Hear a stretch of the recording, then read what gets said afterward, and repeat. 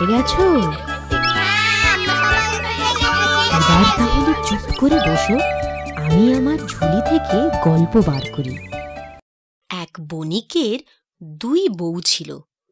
বড় বউয়ের থেকে বণিক ছোট বউকেই বেশি ভালোবাসতো। বড় বউয়ের মাথায় চুল ছিল না বললেই চলে, আর ছোট বউয়ের মাথায় ছিল কালো কুচকুচে একরাশ কোঁকড়ানো চুল।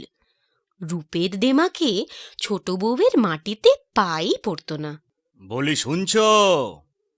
ও ছোট বউ, ছোট বউ, আরে একবারটি শুনে যাও না।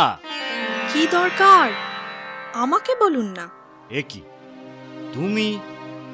আমি তো ছোট বউকে ডাকলাম, তোমাকে তো ডাকিনি। আসলে ছোট বউ চুলের পরিচর্যা করতে ব্যস্ত, তো তাই আমি ভাবলাম।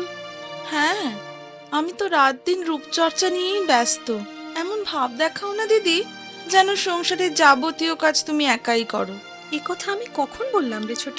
বলতে আর কি বাকি রাখলে দিদি? তোমার কথার মারপ্যাচ কি আমি বুঝি না?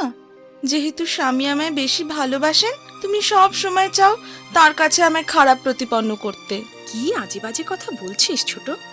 শোনো বড় বউ, এই কথায় কথায় আর ঝগড়া করো না তো। ঝগড়া কি আমি করছি? ছোট তো সব সময়।